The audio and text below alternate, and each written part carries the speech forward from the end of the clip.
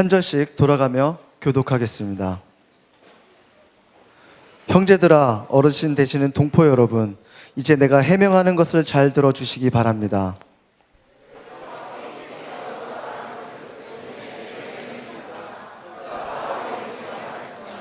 나는 길리기아 지방의 다소에서 태어난 유대 사람이지만 이 도시에서 자라났습니다.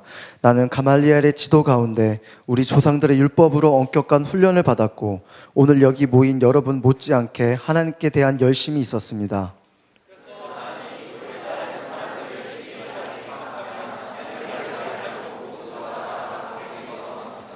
그것은 대제사장과 모든 공의원들이 증언할 수 있을 것입니다. 나는 심지어 그들로부터 다메섹에 있는 형제들에게 보낼 공문을 얻어냈고 그곳에 있는 신자들을 붙잡아 예루살렘으로 데려와 처벌받게 하려고 다메섹으로 떠났습니다.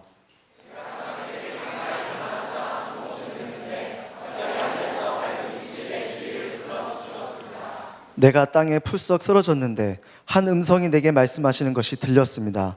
사울아, 사울아, 내가 왜 나를 핍박하느냐?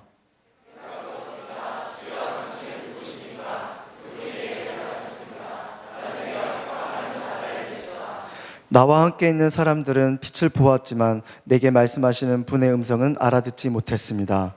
내가 물었습니다. 주여, 내가 어떻게 해야 합니까? 주께서 말씀하셨습니다. 일어나 다메섹으로 들어가라. 거기서 내가 할 일을 모두 일러줄 것이다. 아멘. 네, 이 시간 영상을 보신 후 목사님께서 나오셔서 예수님을 만난 사람들이란 제목으로 말씀을 전해주시겠습니다. 지난주에 응답한다 행사가 있었습니다. 거의 한 두세 달 동안 열심히 준비했던 행사였는데 끝난 다음에 참 후련하더라고요. 드디어 끝났구나. 그래서 이 목요일 날 끝난 다음에 다음 날인 금요일 날 저는 이 어노인팅 수련회와 응답한다 준비로 미뤄왔던 한 가지 일을 했어요. 아까 봤죠? 바로 이것이었어요. 저걸 봤어요. 그래서 기다리고 기다리던 5월 달 쇼미더머니 5가 하는구나. 무한도전 정준하, MC 민지의 도전도 너무나 흥미로웠고 또 이번에 보니까는 지난번에는 중간에 떨어졌는데 이번에는 강력한 우승 후보로 떠오른 크리스천 래퍼 BY가 굉장히 우승 후보로 주목을 받고 있더라고요. 그래서 정말 흥미진진하군요 주님 이러면서 열심히 2회까지 봤습니다. 다음 주 금요일이 기대돼요. 3회가 언제 할런지. 이런 프로를 보다 보면 우승자를 가리는 결승 무대까지 정말로 많은 미션이 있습니다.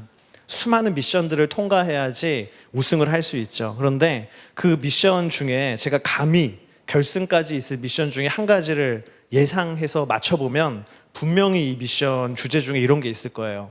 이런 게 있을 거예요. 항상 있지 않습니까?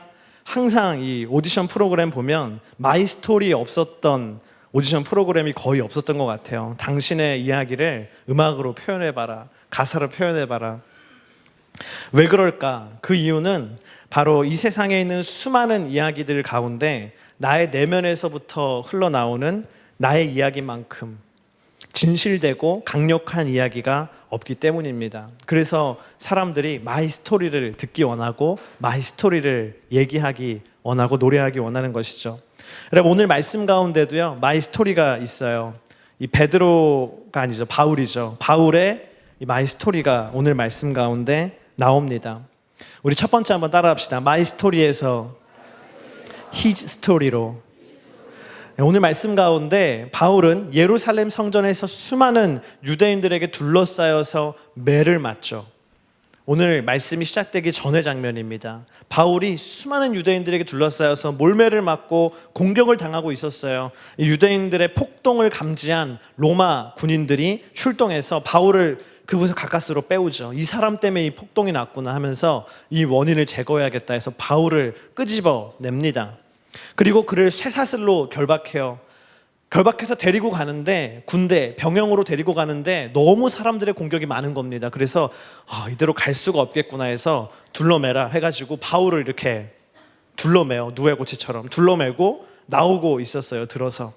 근데 둘러매임 당한 그 바울이요 막 꿈틀거리는 거예요. 막 꿈틀꿈틀거리면서 그가 유창한 그리스어로 이 천부장에게 얘기합니다. 제가 한 말씀 드려도 되겠습니까? 제가 저들에게 한마디 전할 수 있도록 저에게 기회를 허락해 주십시오. 유창한 그리스어로 얘기하는 거예요. 그러니까 천부장이 놀랐어요. 야, 얘 폭군인 줄 알았는데 학식 있는 그리스어를 이렇게 유창하게 잘 쓰는 사람이었구나 하면서 깜짝 놀라면서 정말로 바울에게 한마디 할 수 있는 기회를 주죠. 바울의 스테이지가 마련됐어요.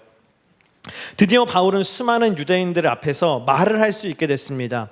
자, 여러분, 이제 여러분들이 만약 그 바울이라고 한번 생각해 보세요. 수많은 유대인들이 있는데 내가 아까 전까지 막 몰매 맞다가 이제 내가 그 몰매에서 자유해서 내 얘기를 모든 사람에게 할 수 있게 됐어요. 여러분은 무슨 얘기를 하시겠습니까? 어떤 말을 하시겠습니까? 사도 바울이요, 이 얘기를 이렇게 시작하죠. 우리 1절 말씀 함께 읽겠습니다. 시작. 형제들과 어르신 되시는 동포 여러분, 이제 내가 해명하는 것을 잘 들어주시기 바랍니다. 뭐라 그럽니까? 내가 뭐 하는 것을? 해명하는 것을 잘 들어달라. 해명이란 것은 바로 이런 것이에요. 우리 한번 뜻을 읽어보겠습니다. 까닭이나 내용을 풀어서 밝힘, 다른 사람이 납득하도록 설명하는 것. 영어로 하면 explain이죠. 설명하는 것. 바울이 얘기합니다. 나를 막 이렇게 몰매하고 나를 때리고 오해했는데 여러분, 제가 해명하는 거, explain, 설명하는 걸 한번 잘 들어보세요. 바울이 설명하겠다고 얘기를 하죠. 여러분, 바울은요, 당대의 석학이에요. 오늘 여기에도 공부를 너무 잘하는 여러분들이지만 이 바울보다는 우리가 못합니다. 바울은 당대의 석학입니다. 특별히 율법에 대해서는 바울은 2등이라고 하면, 둘째가 라면 서러운 사람일 정도로 성경에 정통한 사람이었어요. 그렇기 때문에 사람들 앞에서 얼마든지 내가 왜 지금 이렇게 하는지를, 그 복음에 대해서 성경적으로 잘 설명할 수 있는 사람이 바울이었습니다. 예를 들어서 뭐 그런 것이죠. 율법. 그 율법을 가지고 복음을 설명할 수 있었어요, 바울이. 아브라함과 모세의 이야기를 통해서 그들의 삶 가운데 하나님이 던져놓으신 복음의 흔적들을 내비추면서 복음에 대해 설명할 수 있었어요. 출애굽의 역사를 통해서 복음을 설명할 수 있었어요. 레위기에 나오는 제사 제도를 통해서 복음을 설명할 수 있었어요. 이사야 예언서, 여러분, 이사야는요 제5복음서라고 할 정도로 예수님에 대한 예언이 정말 많이 들어있는 구약의 예언서입니다. 그 이사야를 가지고 바울이 얼마든지 복음에 대해서 막 설명할 수 있었어요. 그러나 바울은요 결코 그런 설명을 하지 않아요. 자기가 할 수 있는 그 주특기, 설명, 율법 얘기하지 않아요. 그리고 바울은 이렇게 말을 시작하죠. 우리 3절 전반절만 함께 읽어보겠습니다. 시작. 나는 길리기아 지방의 다소에서 태어난 유대 사람이지만, 어떻게 시작합니까? 나는 이라고 시작합니다. 나는. 여러분, 복음서에 보면, 여러분 율법서에 보면, 이사에 보면 이렇게 얘기하는 것이 아니라, 여러분, 나는, 자기 얘기를 한다는 것이죠. My story를 얘기한다는 것입니다. 다른 많은 지적인 이야기들을 가지고 자신을 충분히 변호할 수 있음에도 불구하고 말이죠. 왜 그랬을까? 그 이유는 My story, 내 이야기만큼 예수님을 증거할 수 있는 가장 파워풀한, 확실한 이야기가 없기 때문이에요. 잠깐 저희 할머니 얘기를 하려고 합니다. 저희 할머니, 외할머니, 친할머니, 지금은 두 분 다 천국에 계시는데 살아생전에는 두 분 다 권사님이셨어요. 제가 지금도 참 잘했다고 생각하는 것이 뭐냐면, 제가 할머니에게 효도하고 그런 건 아니었어요. 그러나 잘했다고 생각하는 것 한 가지는, 할머니가 살아 계셨을 때 이 질문을 했다는 거예요. 할머니는 어떻게 예수님을 알게 됐습니까? 여러분은 할머니, 할아버지, 여러분은 어머니, 아버지 중에 크리스찬이 있다면 그런 질문을 해본 적이 있습니까? 어떻게 예수님을 알게 됐냐고. 저는 어느 날 그런 것이 굉장히 궁금한 거예요. 그래서 물어봤어요, 할머니에게. 먼저 친할머니에게 물어봤어요. 할머니의 스토리예요. 저희 친할머니는 참 불쌍한 여인이었어요. 젊은 나이에 남편을 먼저 보내고 딸린 자식들을 힘들게 키웠습니다. 가진 재산이 없었기 때문에 남의 밭에서 일을 대신 해주고 그렇게 품삯을 받아서 자식들을 키우신 분이 저희 친할머니셨어요. 어느 날도 우리 친할머니가, 저희 할머니가 열심히 밭에서 일을 하고 있었어요. 얼마나 피곤할까요? 쉬는 날도 없이 계속 일을 하는 거예요. 그날도 일요일이었습니다. 일요일 오전에 남의 밭에 가서 또 밭을 매는 거예요. 그래야 오늘 먹고 살잖아요. 막 밭을 매는데 그날따라 너무나 몸도 힘들고 마음도 처량한 겁니다. 너무 힘들게 밭을 메고 있었어요. 그런데 저기 멀리서 노랫소리가 들려오는 거예요. 밭을 매는데. 무슨 노래였을까요? 찬송가가 들려오는 거예요. 그 근처에 있는 그 동네의 교회에서 그 시간에 예배를 드리고 있었던 거죠. 찬송가가 들려오는 거예요. 내 영혼이 은총 입어 중한 죄짐 벗고 보니. 저희 할머니가 밭을 메면서 그걸 듣는 거예요. 들으면서 어떤 생각이 들었냐고 하면, 와, 나도 일요일 날 일하지 않고 저 사람들처럼, 저 교회 다니는 사람들처럼 가서 저렇게 노래하면서 예배 드리고 싶다. 그런 마음이 막 올라오더래요. 와, 나도 저렇게 예배 드리고 싶다. 부럽다. 그런 마음. 근데 그 다음 날 저희 할머니가 우물가에 갔어요. 우물가의 여인이었어요. 우물을 기르러 저희 할머니가 갔는데 그 우물가에 누가 왔냐면 그 교회 사모님이 오신 거예요. 물을 기르러. 그래서 저희 할머니가 용기를 내서 물어봤어요. 사모님, 저 같은 사람도, 저같이 배우지 못하고 부족하고 불쌍한 저 같은 사람도 교회에 갈 수 있나요? 물어본 거예요. 혹시 가면 안 될까 봐, 나 같은 사람은. 근데 사모님이 그럼요, 어서 오시라고, 빨리 오시라고. 그래서 저희 할머니가 교회를 가기 시작했어요. 그래서 교회에서 예수님을 만나고 권사님으로 평생을 사시다가 천국에 가셨습니다. 이 다음은 저희 외할머니의 스토리예요. 외할머니 스토리도 만만치 않아요. 저희 외할머니는 전라남도 신안이라는 곳에서 태어나셔서 자라셨어요. 신안 들어보셨어요? 막 보물 건지고 막 그런 보물, 그 배가 좌초돼서 보물 나오는 섬이잖아요. 근데 그 보물이랑 저희 할머니는 관계가 없었어요. 네, 굉장히 힘들게 어렵게 사는 섬이죠. 근데 신안이 굉장히 역사가 깊은 곳입니다. 특별히 뭐로 유명하냐면요, 복음화율이 높은 섬이었어요. 그 기독교 역사를, 한국 기독교 역사를 추적해 보면 문중경 전도사님이란 분이 계셨거든요. 그분이 그 전라도에 있는 그 일대의 섬들을 돌아다니면서 전도를 엄청나게 했어요. 고무신이 마르고 닳도록. 그래서 그 지역은요, 가는 곳마다 교회가 있고 가는 곳마다 예수 믿는 사람이 거의 그때 당시 90% 이상이었던 그 지역이 바로 이 신안이라는 일대였습니다. 지금도 가면 순교비가 있어요. 순교비가. 저희 할머니가 그 섬에서 자랐기 때문에 일찍이 저희 할머니는 예수님을 믿으셨어요. 근데 그 옛날에 예수님을 믿으셨는데, 여러분 생각해 보세요. 그 옛날에 그 깊고 깊은 섬에서 여자로 태어났습니다. 교육이란 걸 받을 수 있었을까요? 그때는 남자도 교육받기 힘들던 시대였거든요. 일제시대 막 이런 때였으니까. 저희 할머니도 학교라는 것을 다녀본 적이 없으세요. 교회를 다니는데 이 성경을 너무 읽고 싶은 거예요. 예수님 말씀이라는데, 하나님 말씀이라는데 이 성경을 너무 읽고 싶다. 저희 할머니가 한글을 모르잖아요. 안 배웠으니까. 기도했어요. 하나님, 제가 이 글은 모르지만 이 예수님, 하나님의 말씀을 제가 너무 읽고 싶습니다. 막 기도했어요. 그래서 신기하게도 어느 날부턴가 성경이 읽어지는 거예요. 한글을 배운 적이 없는데 한 글자 한 글자씩 읽어지더니 성경을 읽기 시작하셨어요. 그렇게 저희 할머니는 평생을 권사님으로 사시면서 신기하게 한글을 읽는, 정말 신기한 한글나라죠. 평생 성경을 보시다가 그렇게 천국에 가셨어요. 우리는 한글 잘 아는데 안 읽잖아요. 저희 할머니의 간증입니다. 지금은 두 분 다 천국에 계시지만 제가 그 할머니, 두 할머니의 그 신앙, 주님을 만났던 이야기를요, 보석처럼 간직하고 있습니다.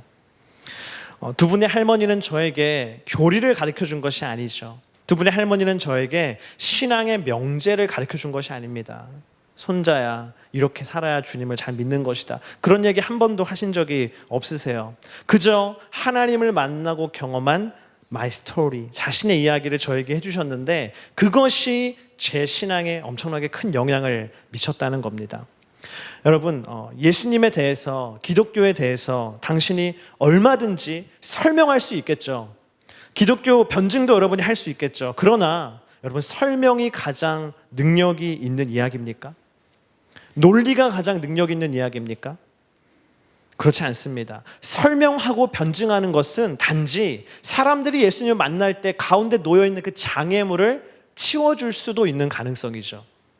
네가 예수님 믿는데 이게 좀 걸리적거리니? 설명해 줄게 하면서 치워주는 역할이죠. 그것은 정말로 능력 있는 파워 있는 것은 뭡니까? 정말 그 사람을 예수님 앞으로 데리고 가고 장애물을 뛰어넘게 만드는 것은 뭡니까? 따라합시다. My story. 내 이야기예요. 내가 하나님을 만난 이야기, 나의 간증, 그것이 그 사람을 하나님 앞으로 이끌어 가게 할 수 있는 능력이고, 장애물이 있어도 그것을 뛰어넘게 만드는 능력이 My story, 우리 삶의 이야기 가운데 있다는 것입니다. 그게요, 내가 아닌 다른 사람에게도 내가 내 이야기를 했을 때 그런 능력이 있지만, 무엇보다도 여러분에게 제가 오늘 강조하고 싶은 건 그것이 나에게 가장 소중한 능력이 된다는 거예요. 내가 주님을 만날 때도요, 뭐가 중요한지 아세요? My story가 중요해요. 내가 주님을 만난 그 이야기가 중요해요. 그게 내가 주님을 만나게 해줍니다. 여러분, 하나님은요, 이 성경에만 하나님의 말씀을 기록하시는 것이 아니더라고요. 하나님이 하나님의 이야기를 또 어디 기록하시는지 아십니까? 당신의 인생의 원고지에 기록하세요. 내 인생을 하나님이 원고지 삼아서 하나님의 이야기를 기록하시더라고요. 그래서 My Story는 그분의 이야기, His Story가 되어야 합니다. 할렐루야. 제가 예전에 대학교에서 대학을 다닐 때 이 상담 그런 것들을 조금 배운 적이 있어요. 근데 그 중에 한 가지 재밌던 게 뭐냐면, 전에도 한번 이야기했나 모르겠어요. 이야기 치료라는 것을 제가 공부한 적이 있거든요. 이야기 치료. 그 이야기 치료의 이론은 굉장히 밑바탕은 간단해요. 모든 사람은요, 내 이야기가 있다는 겁니다. My story. 여러분 다 이렇게 앉아있지만 저마다 다 다른 이야기가 우리 안에 있어요. 근데 내 이야기가 막 많이 있는데요, 그 이야기는 크게 두 가지로 분류할 수 있어요. 뭐냐 하면 행복했던 이야기, 기뻤던 이야기, 긍정적이죠. 그것과 슬프고 기분 좋지 않았던, 잊고 싶었던 이야기들. 좋은 기억과 나쁜 기억, 좋은 이야기와 나쁜 이야기가 내 삶 가운데 다 있죠. 저에게도 있어요. 좋았던 기억이 있고 행복했던 이야기가 있고 행복하지 않은 이야기가 같이 있어요. 근데 행복한 사람은 뭐냐 하면 이것이 둘 다 있는데 뭐가 좀 더 많은 거예요? 행복한 이야기가 내 이야기 가운데 좀 더 큰 부분을 차지하고 있는 거예요. My story 가운데. 둘 다 있지만 행복한 이야기가 더 큰 사람은 행복한 사람입니다. 그런 사람은 자기를 행복하다고 느껴요. 근데 불행한 사람은 뭡니까? 행복한 이야기도 물론 있지만 불행한 이야기가 내 인생에 너무 큰 거예요. 너무 크게 자리 잡고 있는 거예요. 그럼 그 사람은 내 인생을 뭐라고 느껴요? 불행하다고 느낍니다. 이야기 치료라는 건 뭐냐면요, 불행한 이야기를 끄집어내요. 그 사람과 얘기하면서 힘들었던 얘기를 끄집어내요. 그래서 그 힘들고 불행했던 이야기를요, 조금씩 얘기하면서 바꿔줘요. 행복했던 기억으로 바꿔줘요. 그러면서 내 삶에 또 행복했던 이야기를 끄집어내서 더 극대화시켜요. 그래서 이 사람이 느끼기에 내 인생 가운데 행복한 이야기가 훨씬 많구나. 그래서 내가 행복하고 치유될 수 있게끔 도와주는 것이 이야기 치료라고 하더라고요. 그러나 여러분, 저는 오늘 여러분에게 다시 얘기하고 싶습니다. 우리 인생 가운데 행복했던 이야기도 불행했던 이야기도 우리 인생의 결정적인 이야기가 아니에요. 정말로 우리 인생의 중요한 이야기는 내 인생 가운데 그분의 이야기, 예수님의 이야기인 줄을 믿습니다. 크리스찬은 그런 사람이에요. 행복했던 기억이 날 지배하는 사람이 아니라, 불행했던 기억이 나를 지배하는 사람이 아니라 예수님의 이야기, 내 삶 가운데 찾아오신 그 예수님의 이야기가 나를 이끌어가고 지배하는 사람, 그 사람이 진정한 그리스도인인 줄을 믿습니다. 여러분은 20대죠. 저는 30대고요. 그렇죠? 여러분의 20대는 어떤 이야기들로 채워지고 있습니까? 여러분의 이 타임라인은 어떤 이야기들로 채워지고 있습니까? 저는 가끔씩 인스타그램이나 페이스북을 보다 보면 그런 생각을 해요. 사람들이 어떤 사람의 페이스북, 인스타그램 들어가 보면 막 사진이 올라오잖아요. 축축 넘기다 보면 이 사람이 이렇게 삶의 이야기들이 채워지고 있구나. 여기 막 그런 게 나오잖아요. 예. 주로 이 자매들은 여행 간 데 막 계속 올리잖아요. 여기 여행 갔고 여기 자기 이야기가 여행의 이야기인 것처럼 이렇게 생각하잖아요. 근데 정말로 우리 인생의 이 타임라인을 볼 때 정말 우리 20대가 지나갔을 때 어떤 이야기들로 그 시간들이 채워지면 우리가 행복한 사람일까? 여행 간 것이 아니라 맛있는 거 먹고 이렇게 찍어서 올린 게 아니라 정말로 행복한 사람의 타임라인은요, 예수님을 만났던 기억들로 20대가 가득한 사람인 줄을 믿습니다. 저는 여러분이 그런 20대를 살기를 축복합니다. 예수님 만났던 이야기로 가득한 20대. 그래서 오늘 사도 바울처럼 많은 사람들 앞에서도 나의 이야기를 통해서 주님을 증거할 수 있는 사람, 그런 사람이 되기를 축복합니다. 할렐루야. 두 번째, 우리 따라합시다. 허무한 열심에서 바른 열심으로. 그 바울의 이야기를 우리가 이제 듣게 되는데 같이 한번 보도록 하겠습니다. 바울이 어떤 이야기를 할까? 우리 3절 말씀 먼저 함께 읽겠습니다. 시작. 나는 길리기아 지방에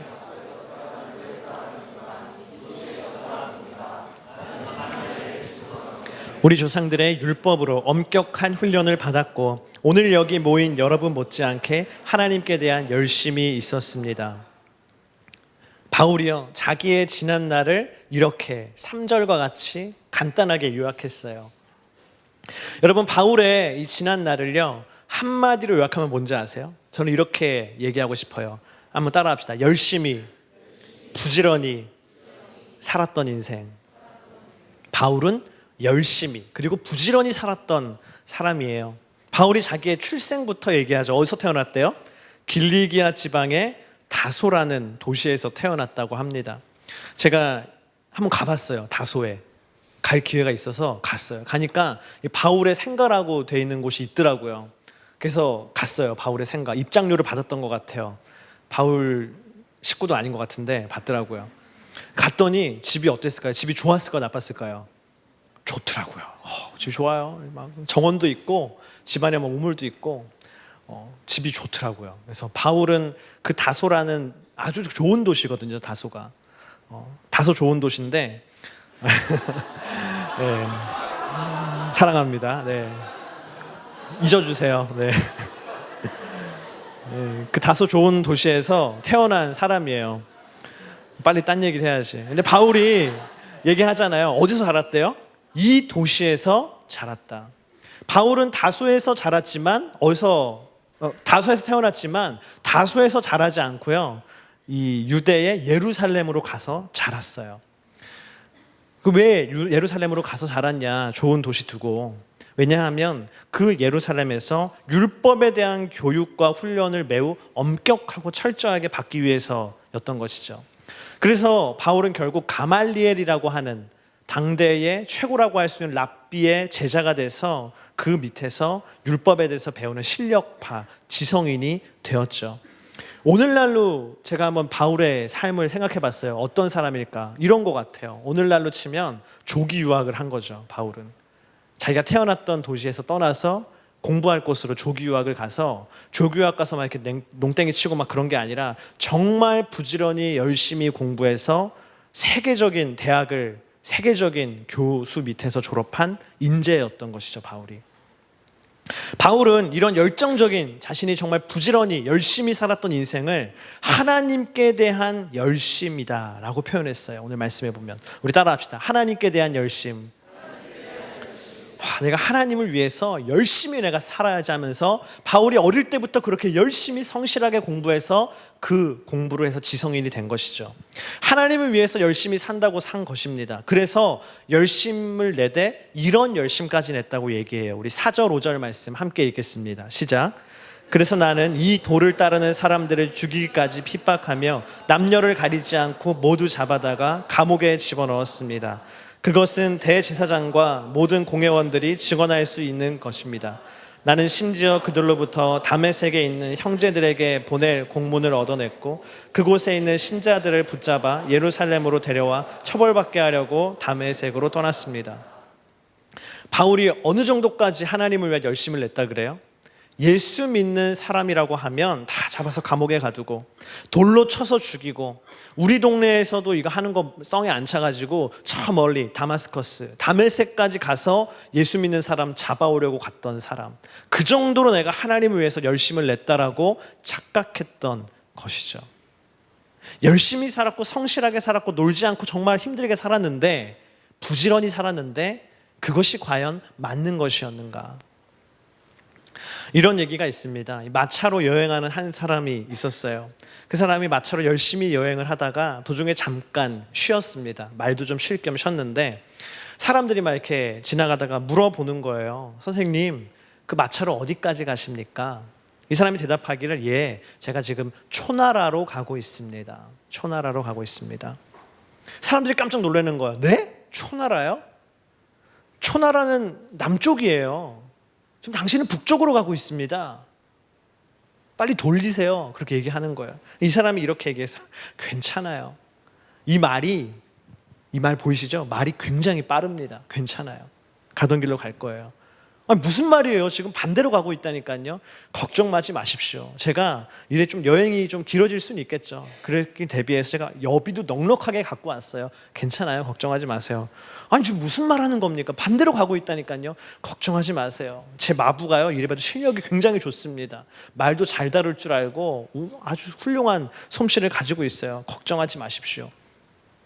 여러분, 이 이야기가 우리에게 주는 메시지가 있죠. 아무리 말이 빨라도, 아무리 내가 여행에 대한 경비를 많이 가지고 있어도, 마부가 아무리 훌륭한 사람일지라도 반대 방향으로 가서는, 방향이 잘못돼서는 목적지에 다다를 수 없다는 것입니다. 바울이 열심히 살았죠. 어릴 때부터 열심히 공부하고 취재하지 않고 열심히 공부하고 유학도 가고 다 했어요. 그러나 그것은 뭡니까? 방향이 잘못된 것이었어요. 나는 하나님을 위해서 열심을 낸다고 했지만 그것은 모두 잘못된 열심이라는 것을 바울이 이제 얘기하는 거예요. 방향이 잘못됐기 때문이죠. 제가 이것을 공식으로 한번 나타내 봤어요. 이과 학생들을 위해서 공식으로 나타내 봤어요. 한번 보여주십시오. 따라합시다. 100 더하기 0은 0이다. 앞에 100은요, 나의 열심을 얘기하는 겁니다. 내가 100%로 열심을 냈어요. 그런데 하나님의 뜻은 제로예요. 하나님의 뜻은 거기에 없었어요. 그러면 우리의 삶 가운데 나타나는 역사는 뭡니까? 100입니까? 아니요. 0이라는 거예요. 그것을 아주 잘 나타내는 말씀이 있죠. 우리 잠언 16장 9절 말씀, 밑에 나오는 말씀 함께 읽겠습니다. 시작. 사람이 마음으로 자기의 앞길을 계획한다 해도 그 걸음은 여호와께서 이끄신다. 내가 내 생각대로 내 앞길을 계획해서 정말 100%의 열심을 내는 겁니다. 밤새서 공부도 하고 노력도 하고 열심히 도전도 하고 무리도 해가면서 다 했어요. 그러나 삶의 방향이 잘못됐다면, 하나님의 도우심이 없다면, 하나님이 그것을 원하지 않는 길이라면 결과는 뭡니까? 0, 공허함 뿐인 것이죠. 공허함. 바울이 얘기하는 거예요. 내가 그렇게 살았다 이제까지. 내가 그렇게 살아봤다. 그러나 공허하더라. 0이더라. 아무것도 없더라. 그러나 하나님께서 나타나셔서 그 바울의 삶을 바꿔주셨어요. 그게 뭐냐 하면 6절부터 10절에 있는 말씀입니다. 우리 함께 읽겠습니다. 시작. 내가 다메섹에 가까이 다다르자 정오쯤 됐을 때 갑자기 하늘에서 밝은 빛이 내 주위를 둘러 비추었습니다. 내가 땅에 풀썩 쓰러졌는데 한 음성이 내게 말씀하시는 것이 들렸습니다. 사울아 사울아 내가 왜 나를 핍박하느냐. 내가 물었습니다. 주여 당신은 누구십니까? 그분이 내게 대답하셨습니다. 나는 내가 핍박하는 나사렛 예수다. 나와 함께 있는 사람들은 빛은 보았지만 내게 말씀하시는 분의 음성은 알아듣지 못했습니다. 내가 물었습니다. 주여 내가 어떻게 해야 합니까? 주께서 말씀하셨습니다. 일어나 다메섹으로 들어가라. 거기서 내가 할 일을 모두 일러줄 것이다. 바울이요, 다메섹으로 가고 있었죠. 예수 믿는 사람들을 잡아 죽이기 위해서 다메섹으로 가고 있는데 큰 빛이 자신을 찾아옵니다. 예수님의 큰 빛이 비치죠. 그리고 그 빛 속에서 바울이 예수님의 음성을 듣게 됩니다.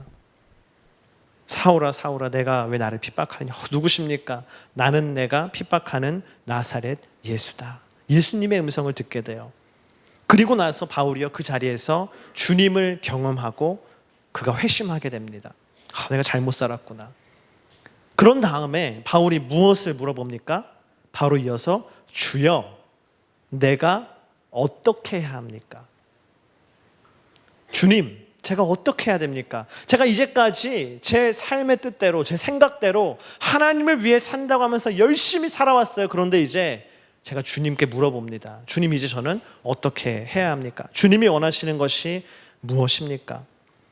그래서 주님께서 그때부터 바울의 인생의 방향을 인도해 주시는 거예요.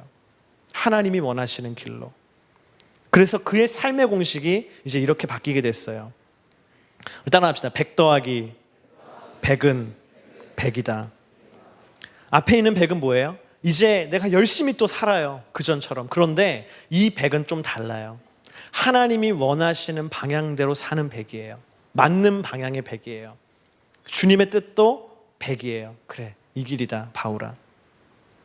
그러자 어떤 역사가 일어나요? 100의 역사가 일어나는 것입니다. 100의 역사.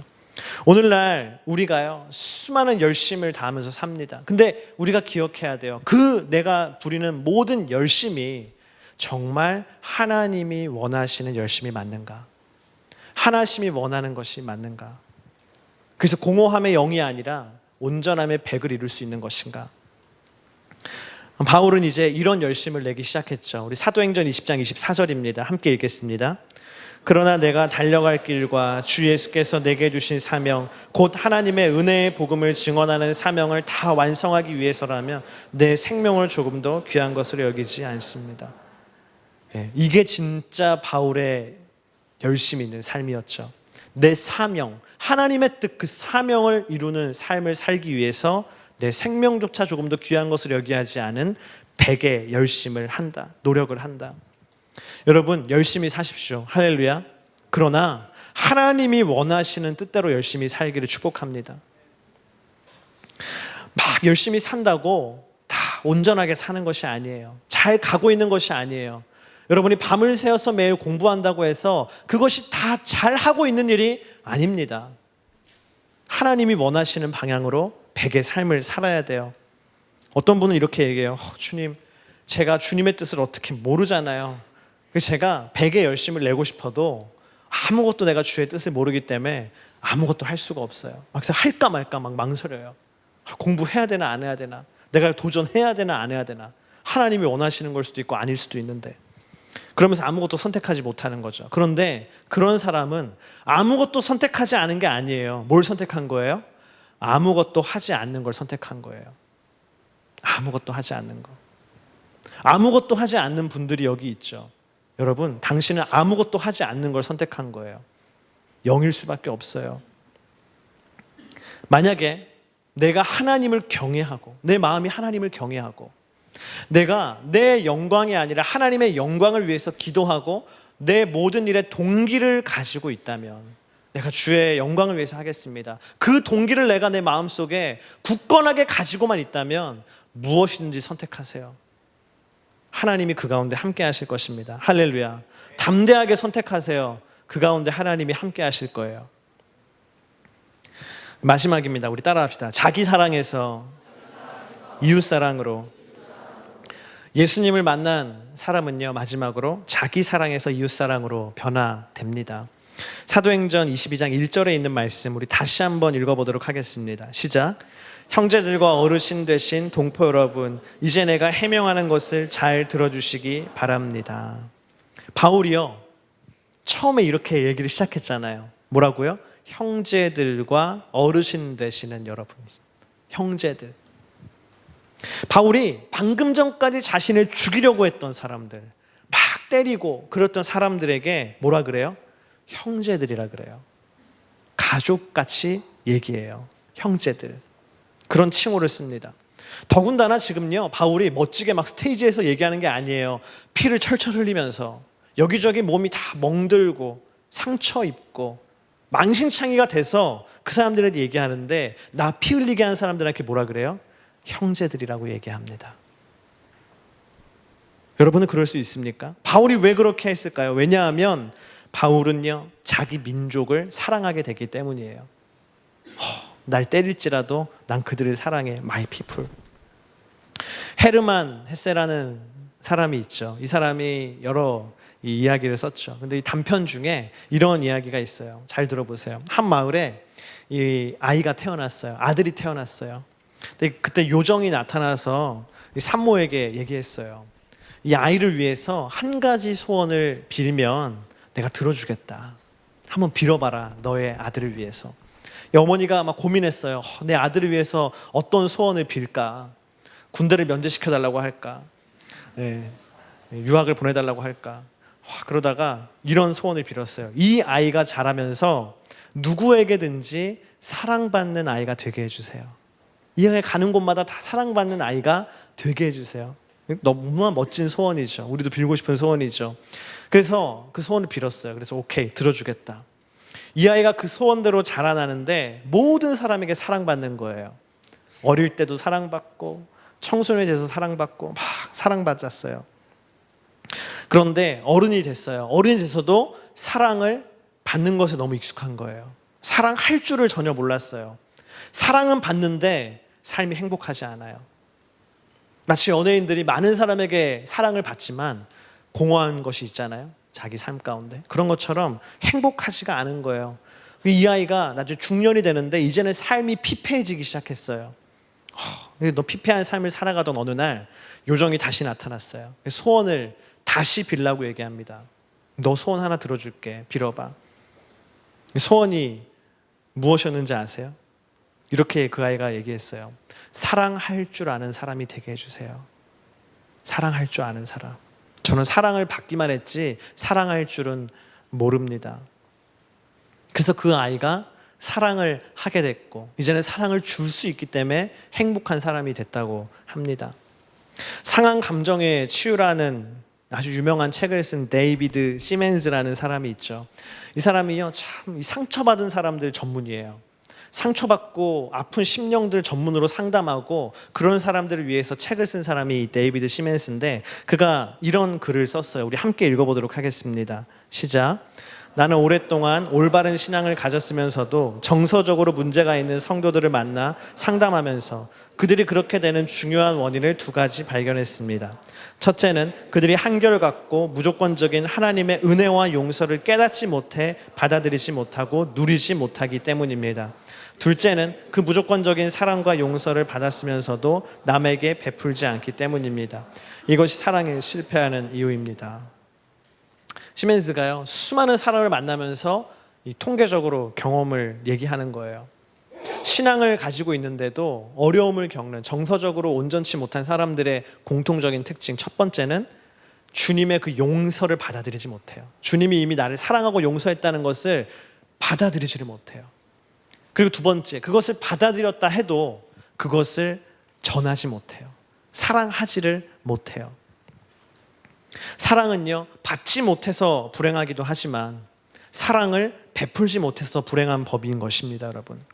바울은 이전에 사랑 없는 삶을 살았어요. 열심히는 살았죠. 그러나 자기 자신을 위해서 열심히 살았던 거예요.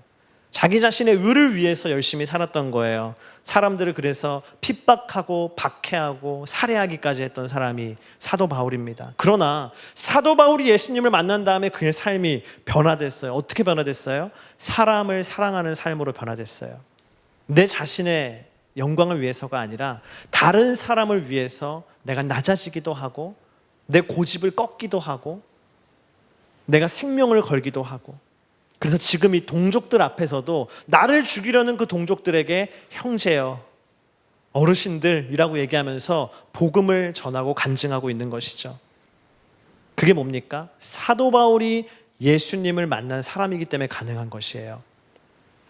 제가 2013년에 처음으로 네팔을 갔어요. 처음으로 네팔을 간 다음에 생각했어요. 다시는 가면 안 되겠다. 너무 고생을 많이 했던 것 같아요. 처음 갔는데.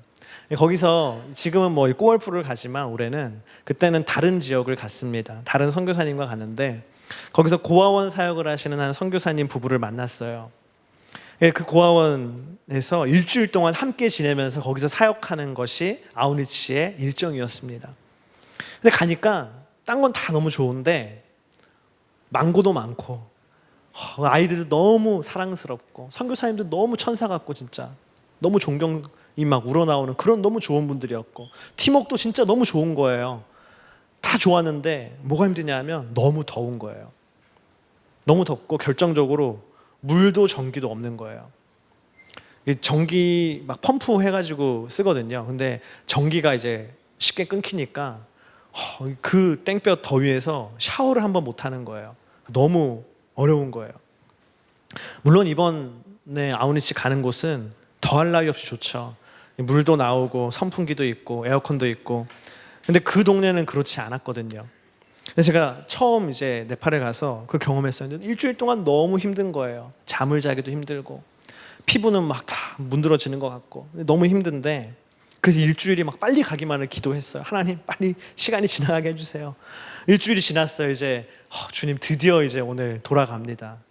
너무 기분이 좋았어요. 근데 가는데 그 선교사님 부부가 있으시더라고요. 인사를 했어요. 마지막 버스에서 잘 있으시라고 인사를 하는데 그 두 분이 너무 위대해 보이는 거예요. 제 눈에. 야, 나는 일주일 있는데도 제가 정말 힘들었는데 그분들은 여기서 20년을 그렇게 살고 있는 거예요. 그 수백 명의 고아와 함께. 와, 진짜 예수님 같은 분들이구나, 저분들은. 어떻게 그럴 수 있을까? 그 수백 명의 네팔에 있는 고아들을 자기 아들, 딸이라고 하면서 살고 계시더라고요. 그게 왜 가능하겠습니까? 바로 하나님을 매우 사랑하기 때문에 그 사람들을 내 사람들로 품은 것이죠. My people로. 이번에 어노인팅 수련회 가서 저는 이 선교사님이 마지막 날 메시지 전해주실 때 다른 것보다 참 그게 기억이 남아요. 그 선교사님이랑 얘기할 때 그 민족에 대해서, 러시아 그 부리아트 민족에 대해서 얘기하면 선교사님이 꼭 뭐라고 하냐면 우리 민족이라고 얘기해요. 우리 민족. 우리 동포, 우리 민족이라고 얘기해요. 선생님 이렇게 해도 돼요? 그럼요. 우리 민족 섬겨주시러 오시는데 당연하죠. 제가 해야죠. 늘 그렇게 말씀하세요. 여러분 그렇습니다. 우리 인생이 하나님을 만나서 그분을 사랑하게 되면 그 하나님의 마음속에 있는 다른 사람, 다른 민족, 다른 누군가를 품게 됩니다. 품게 됩니다. 나밖에 모르던 인생이요, 하나님을 만나면, 예수님을 만나면 그 하나님의 마음속에 있는 다른 사람들을 사랑하게 됩니다. 바울도 그렇게 품었던 것이죠. 유대인을 품고 이방 민족들을 품고. 여러분 당신도 그런 사랑을 품으십시오. 할렐루야. 저는 아울리치를 가는데 저는 부디 아울리치에 여러분들이 가실 때 영혼을 보고 갔으면 좋겠어요. 영혼을 보고. 제가 네팔에 그 해부터 계속 갔어요. 안 가야지 했는데 계속 갔어요. 근데 참 재밌는 게 그 다음에 또 갈 때도 그 처음에 갔던 사람들 중에 또 가겠다는 사람이 있는 거예요. 같이 고생했는데 또 가겠대요. 그 다음에 또 가겠대요. 또 가겠대요. 계속 가는 거예요. 갔던 데 또 가는 거예요. 근데 보통 사람들이 안 그러거든요. 한 번 갔으면 갔다 왔잖아요. 그렇죠? 알잖아요. 또 갈 필요 있나? 그러거든요. 사람들이 보통은. 근데 그 사람은, 그 형제는 계속 가는 거예요. 왜 그런지 아세요? 그 형제는 다른 걸 원하는 게 아니라 그곳에 있는 영혼들을 품은 거예요. 내 마음속에. 그렇기 때문에 또 갈 수 있는 것이죠. 저는 여러분들이 아우니치에 갈 때 가서 힘들다, 땀 많이 흘린다, 다 갔던 데다 안다, 그런 거 상관없이 영혼 하나만 보고 갔으면 좋겠습니다. 그게 뭡니까? 주님을 만난 사람의 마음입니다. 저는 오늘 말씀을 준비하면서 한번 생각하게 됐어요. 오늘 말씀을 정리하면 이런 것이더라고요. 우리 세 가지 다 보여주실래요? 여러분 따라합시다. 마이 스토리에서 히즈 스토리로, 허무한 열심에서 바른 열심으로, 자기 사랑에서 이웃 사랑으로. 바울이 예수님 만나고 인생이 이렇게 변했거든요. 근데 제 자신을 한번 돌아봤어요. 주님, 제가 주님을 만나고 제 인생이 이렇게 바뀌었습니까? 바뀌었더라고요. 그렇게. 너무 감사했어요. 그렇구나. 내 이야기를 써내려가고 싶었던 제 삶이거든요. 제가 열심히 공부했어요. 왜? 내 이야기를 많이 쓰고 싶어서. 근데 주님이 바꿔주셨어요. 대원아, 네 이야기 아니다. 너의 삶을 통해 내 이야기를 써야 된다. 제가 열심을 냈거든요. 근데 생각해보니까 허무한 열심이 너무 많았어요. 근데 주님이 바른 열심을 내라고 저를 인도해 주셨더라고요. 자기 사랑. 아직도 제 안에 자기 사랑이 많죠. 근데 주님이 참 나밖에 모르는 저 같은 사람도요, 다른 사람을 사랑하는 자리에 세워주시더라고요. 내 부족함을 아시고. 근데 재밌는 게 뭔지 아십니까? 내 삶 가운데 내가 예수님을 만난 이야기, 내가 예수님을 경험한 이야기가 점점 커지잖아요. 그럼 내 삶은 정말 히즈 스토리로, 바른 열심으로, 이웃 사랑으로 가요. 그런데 내 삶 가운데 예수님을 만난 이야기가 막 쪼그라들고, 지난날 빛을 발해버린 화석처럼 다 예수님 만난 이야기가 땅속으로 묻혀갈 때, 내 기억 속에 사라져갈 때 내 삶은 다시 어디로 가요? 마이 스토리를 쓰고 싶고, 허무한 열심을 여전히 내고 싶고, 자기 사랑을 내세우고 싶고, 내 삶이 복음에서 그렇게 멀어져 가더라고요. 여러분, 저는 여러분에게 오늘 당당하게 얘기하고 싶어요. 담대하게 얘기하고 싶어요. 내가 예수님을 만났느냐 안 만났느냐, 내 인생 가운데 예수님을 만난 복음이 나를 주장하고 있느냐, 이끌어가고 있느냐, 그렇지 않느냐, 그 지표는 여기 있어요. 내가 그의 이 역사를 써내려가는 인생을, 내가 주님을 위한 바른 열심을, 내가 내 사랑이 아니라 이웃 사랑을 위해 내 삶이 나아가고 있다면 당신은 복음의 사람입니다. 그러나 반대로 여전히 내 이야기를 쓰는 것이 너무나 중요하고, 여전히 허무한 일에 내가 열심을 내고 있고, 이웃을 사랑하는 것보다 자기를 사랑하는 마음이 너무나 크다면 여러분, 내 삶 속에 예수님의 이야기를 다시 회복해야 할 줄을 믿습니다. 주님의 이야기를 더욱더 선명하게 새겨야 할 줄을 믿습니다. 우리 함께 이 시간 기도합시다.